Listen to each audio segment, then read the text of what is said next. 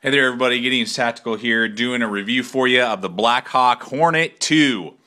This thing is going to be an interesting review, let's just put it that way. This thing has some awesome things going for it and some terrible things going for it. So let's go ahead and hop into it, give you the basic specs. We got 7.2 inches overall length, 4.1 inch handle, G10 scales, made in Taiwan. Don't mind Tommy the trail dog's bark. He's just playing with some toys over there. We got a 3.1 inch blade made out of Osate A steel in Taiwan. Pocket clip is tip up, tip down, left or right, all over the place. Liner lock. So those are the basic specs for you. Let's go ahead and jump on into this review. I was really excited to get this in. I've been looking at this Blackhawk for a while. I've had multiple Blackhawk products that I've really enjoyed. Some of their bags, I've had some of their hydration packs, different things like that that have worked really well for me. I know that a lot of our boys over in the sandbox love their stuff, rock Blackhawk items all the time, but I am very unimpressed with this particular blade, and I'm going to tell you why. The first part and the good part, and really the only good part about this blade, is the actual steel itself. This blade design is amazing. I wish more knives would design blades like this. You can get this in plain edge as well. You got a really nice thick blade that comes into a reinforced tip, very strong with a little bit of a swedge, aggressive drop point design into a wicked penetrating tip with a flat grind that is very sharp and very aggressive. So you're going to get really good belly for slicing, but you're also going to get extremely good piercing ability and very strong. So the design of the blade itself is actually really, really good, and I really enjoy that. Osate steel ain't bad. You can't complain about that. 57, 58 Rockwell hardness, great budget steel.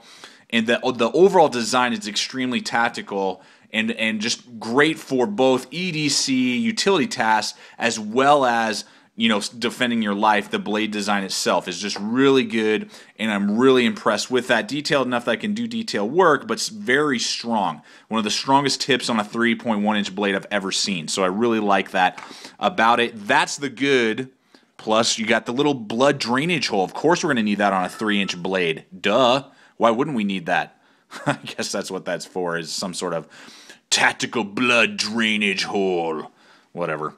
But that's the blade itself. Awesome. Let's go ahead and go on to deployment.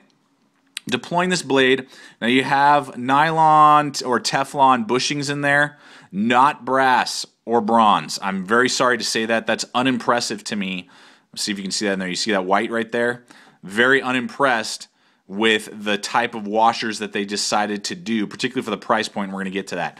The deployment, though, is at this moment in time nice and smooth. Reminds me of a Spyderco Tenacious or other average, by no means amazing and no means terrible deployment. And the thumb studs are perfect. The thumb studs are very far away from the G10, so you can grab it with no problem. They're nice and pronounced, large, easy to grasp, and easy to get amazing leverage. I can whip this open without any wrist flick whatsoever. So the deployment itself is really good. I really like that. There's no complaints with the deployment either.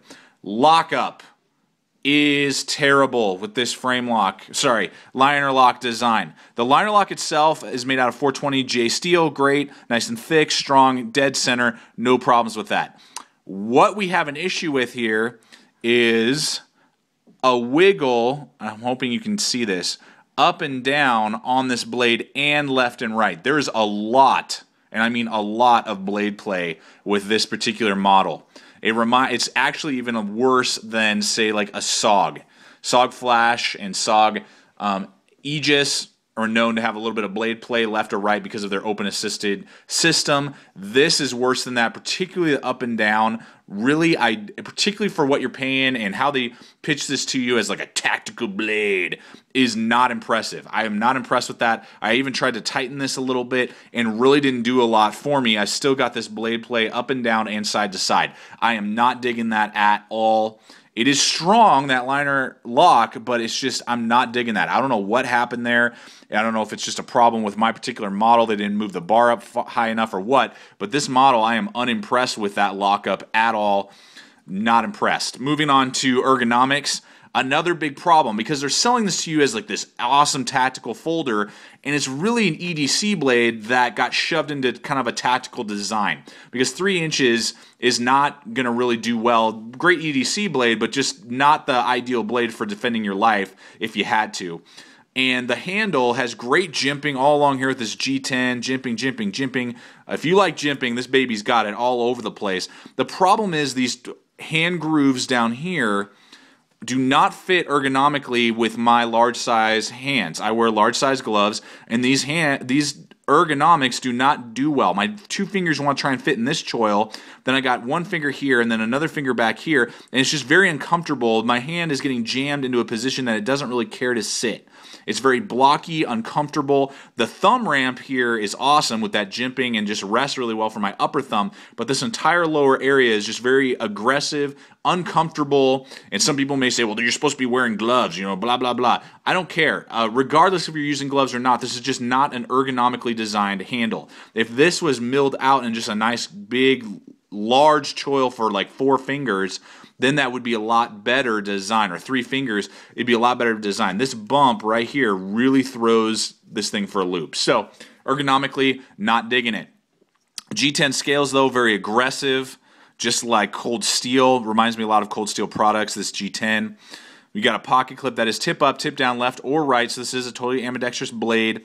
You got relatively strong pocket clip, it's not going to bend on you or anything like that. You got a square, rectangular, weird-looking lanyard hole as well. And those are the basic specs for you. I do not have a weight. It is machined out, and it's pillar construction, which is nice. I'm going to say, I've looked all over the internet, can't find it. I don't have a scale on me.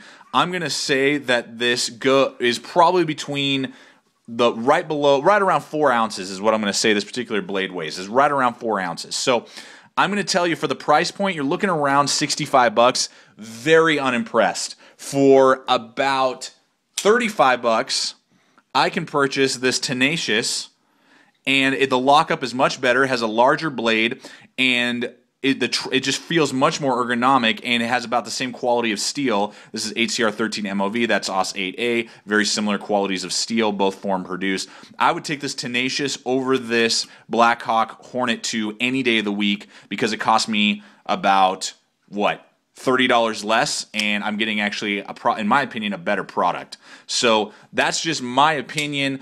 Not impressed. The Point Man, I'm going to try and get the Point Man as well by Blackhawk. That might be a little bit better blade, not sure, but I'm sorry. A big thumbs down for the Blackhawk Hornet 2.